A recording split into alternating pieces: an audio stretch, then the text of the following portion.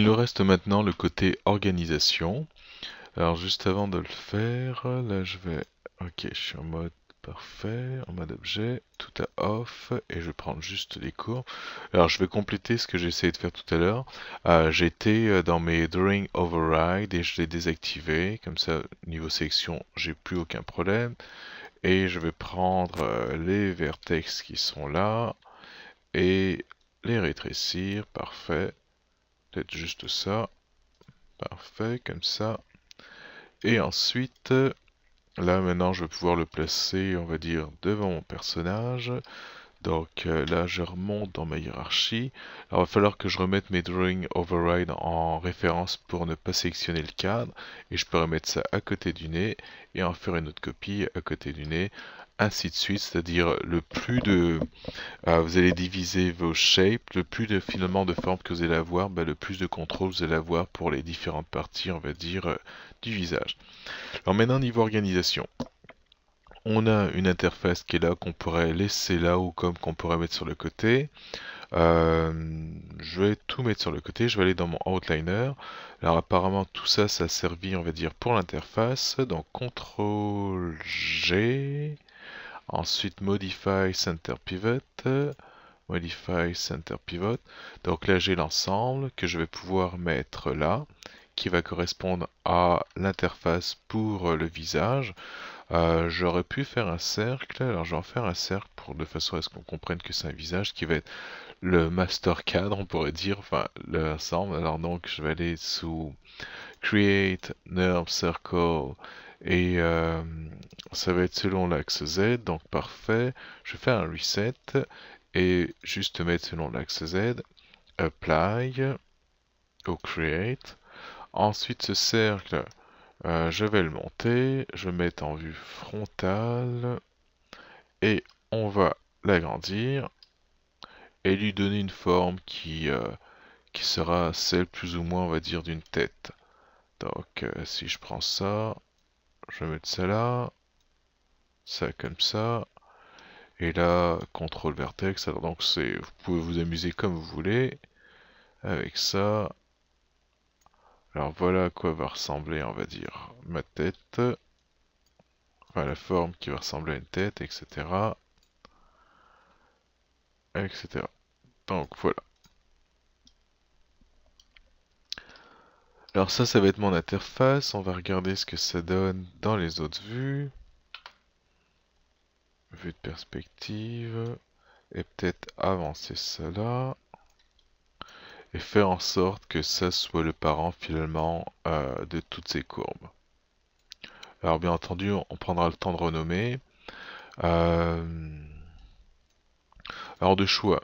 Soit je prends tout ça, que je parente sous la courbe qui est là, donc parente, et donc du coup je peux effacer le groupe qui est là, j'en ai plus besoin, ou soit je prends le groupe et je le parente en dessous de ce cercle. Alors Mia UI, donc l'interface utilisateur de Mia.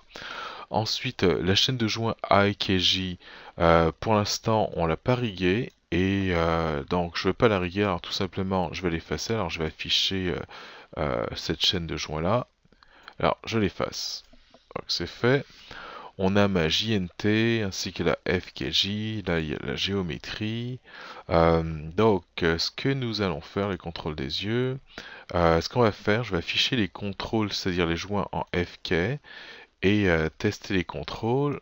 Et là, on va voir que ça tourne, mais qu'il n'y a pas de déformation qui suit. Donc, je vais cacher la géométrie. Et on va régler ça vite fait. Alors, bind mesh, ça va être ça. Les accessoires, ponytail, j'enlève ça. JNT, ils sont affichés. Et en gros, si je fais ça, ici, on peut voir que j'ai ma chaîne de joint JNT qui est en dessous. Alors, ma chaîne de joint JNT, ok, sans doute c'est ça. Et cette chaîne de joint JNT, elle contrôle finalement ma géométrie.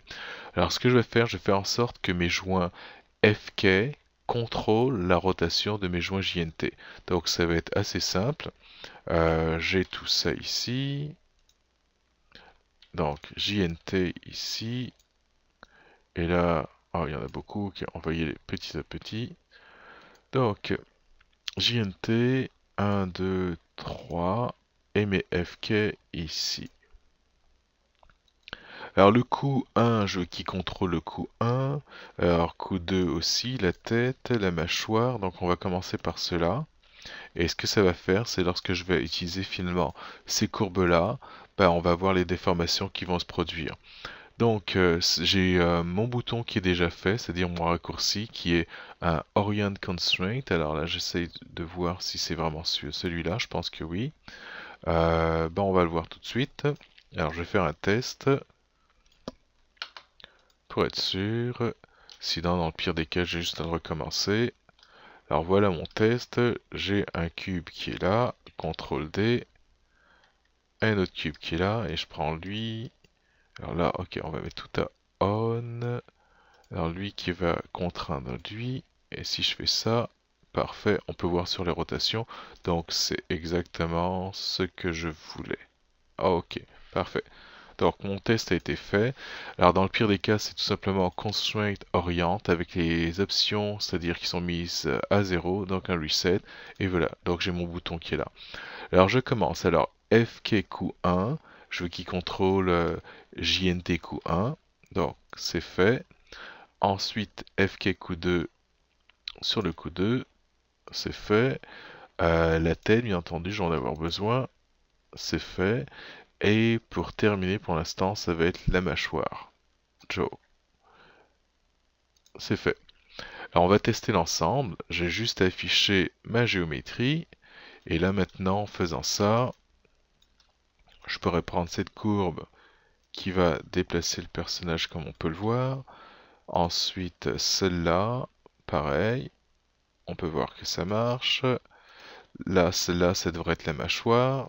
Donc la mâchoire, on peut voir que ça fonctionne, etc. La tête, elle était faite, donc je fais une rotation de la tête. Ok, ça va. Maintenant, il va nous rester tous ceux, on va dire, pour la queue de cheval. Alors la queue de cheval, donc je prends ça, on peut voir que pour l'instant, il n'y a pas de contrôle. On va régler ça vite fait. Alors on va continuer. Alors Joe, Pitel 1, donc c'est ce qui va m'intéresser. Donc ça, ça, ça et ça. Alors j'en ai combien ici? Alors 4, 5, 6. Donc ça va être sans doute les de 1 jusqu'à 5. Donc on va continuer ici. Alors les FK. Alors FK, normalement je devrais avoir une queue de cheval. Ok, parfait, c'est là. 1, 2. On va continuer. Voilà, 4, 5. Ok. Alors donc 1 avec 1. Donc là j'ai le 1 ici et le 1 là. C'est fait. 2 avec 2. Et on continue. 3. Alors 3 avec 3. On continue. 4 avec 4. Alors c'est sûr qu'en ligne de script, c'est quelque chose qui pourrait, on va dire, se faire assez facilement, vu que la convention de nom c'est la même, et donc je pourrais copier plusieurs fois mes lignes et changer à chaque fois le 4 pour un 5, etc. Donc 3, 4, 5, parce qu'on peut voir qu'il y a juste ça qui change. Là on va continuer sur ça. Et le 5, alors j'espère que je ne me suis pas trompé dans l'ordre. Normalement ça va être les FK en premier, et ensuite les JNT en second dans ma sélection. Est-ce qu'on veut que ce soit le FK qui contrôle le JNT? Et là, bah, la seule façon pour moi de voir si j'ai pas fait d'erreur, c'est l'essayer. Donc là, on peut voir que ça suit, content. Ensuite ici, ça suit. Alors, sans doute, ça devrait aller pour le reste. Ça. Et là, on continue, etc. Ok, donc tout a l'air de bien aller. Là, en ce moment, j'ai le contrôle finalement des joints par ces courbes. Ce qui va rester, c'est sans doute au niveau, on va dire, des yeux. Ça va être intéressant d'avoir, exemple, lorsque je bouge, on va dire, la tête sur le côté. faire en sorte que ce contrôleur-là suive avec la tête. Alors ça va se faire assez facilement, là je fais quelques undo, et je vais tout simplement prendre mon contrôleur des yeux, qui est là, comme on peut le voir ici. CTRL G, je fais un groupe au-dessus. Et ce groupe, je vais faire un center pivot de façon à remettre le pivot ici. Alors, Modify Center Pivot qui est là. Et donc, je vais renommer tout ça. Donc, ça. Alors, le même nom avec écrit GR à la fin. Et ça, je vais le parenter au joint Head. Et ça va être le joint Head JNT. Donc, je prends ça. Et le joint Head JNT, il est là. Alors j'ai juste à prendre le groupe add.jnt et faire un edit parent. Alors je vérifie que j'ai bien la bonne chose. Groupe, parfait. Edit parent qui est là. Et là c'est fait. Alors ça commence à rétrécir. Donc 1, 2, 3, 4, 5. C'est déjà, ça commence à être intéressant le fait qu'il y ait moins de nodes. Et là, le problème, on va dire, il est réglé. Donc si je prends ce contrôle-là pour contrôler la tête, je peux voir que ça suit, le contrôleur il suit, et je peux toujours prendre le contrôleur par après et animer, on va dire, le contrôleur. Donc jusqu'à présent, tout ça, ça a l'air de bien aller. Ensuite, ce serait bien d'avoir une seule node qui va regrouper tout ça. Donc là j'ai mon interface, là ça m'a servi on va dire au rig avec lui qui est parenté à rien du tout. Alors lui est-ce que lui contrôle le coup? Ok, si j'avais on va dire le reste du corps, ce que je ferais c'est que je ferais en sorte que ce groupe là soit parenté on va dire au joint qui va être au niveau de la poitrine qui va être juste ici. Donc, vu que je l'ai pas, je vais laisser ça tel quel. Donc ça, ce serait mes joints. Alors, je pourrais faire un groupe pour regrouper, on va dire, les différentes chaînes de joints. Mais bon, je vais laisser tel quel.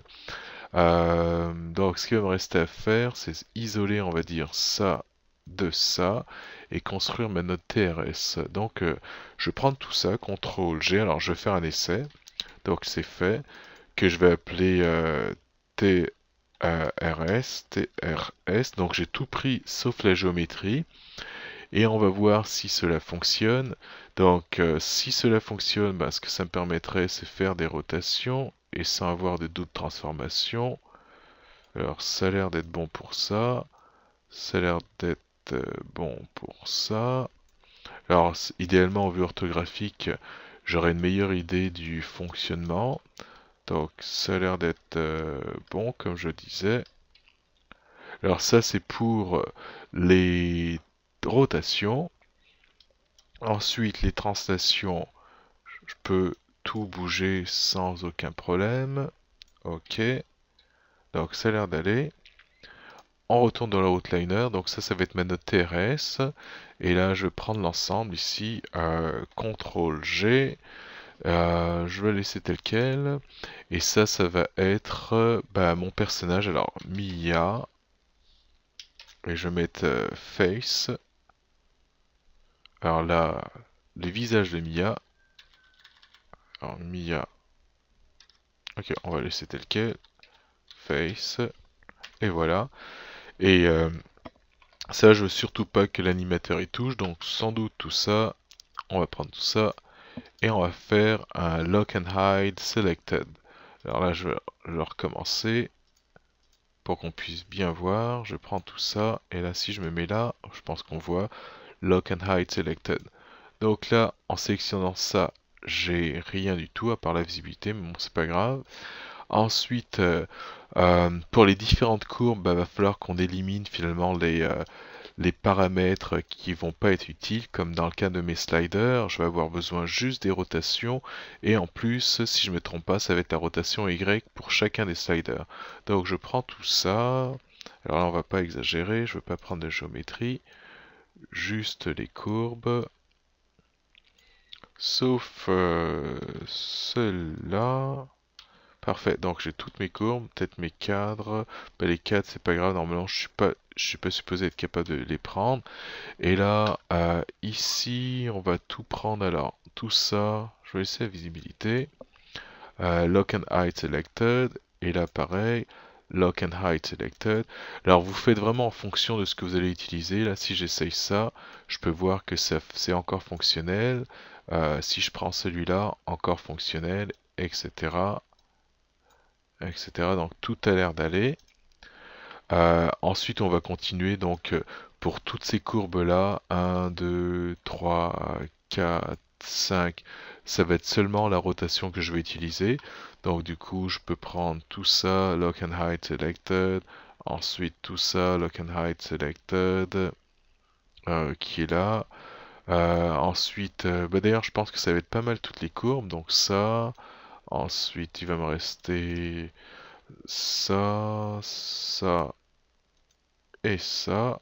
Alors, même chose, on ne veut que les rotations. Je continue, rotation, donc je les ai. Ensuite, ici au niveau des yeux, alors qu'est-ce qu'on a? Alors on va commencer à faire du ménage. Alors les yeux filmants, je vais utiliser encore juste la translation. Donc ça et ça. Et lui aussi, ça va être quoi? La translation. Ok, alors on va prendre les trois. Alors 1, 2, 3. Alors là en ce moment j'en ai que deux, je peux le vérifier. 1 et 2, sélectionné. Et là je vais prendre mon troisième ici. Parfait. Donc là maintenant j'ai trois notes de sélectionner. Et je vais garder la translation. Lock and Hide Selected. Et là je vais les essayer. Donc ici j'ai mes translations. Je le veux. Parfait, je suis content avec ça. Visibilité, ouais, j'aurais pu le cacher. Et là, j'ai encore mes paramètres qui vont me permettre de faire des clins d'œil, etc. Là, juste mes translations, tac, tac, tac, etc. Alors, ça va être tout pour l'organisation. Et avec ça, bah, on devrait avoir un rig, on va dire, complet, on va dire, pour ce personnage. Alors là, c'est pas la version où j'ai mes blend shapes qui sont reliés, on va dire, à mon slider, donc c'est pour ça que vous ne verrez rien du tout, on va dire, lorsque je me mets à bouger ça. Mais bon, vous avez compris le principe du set driven key. Qu'est-ce qu'il y aurait d'autre? Je pense que ça va être tout. Et donc voilà. Alors sur ce, bah, je vous souhaite une bonne journée ou une bonne soirée, dépendamment à l'heure à laquelle vous regardez cette vidéo ou l'heure à laquelle vous travaillez.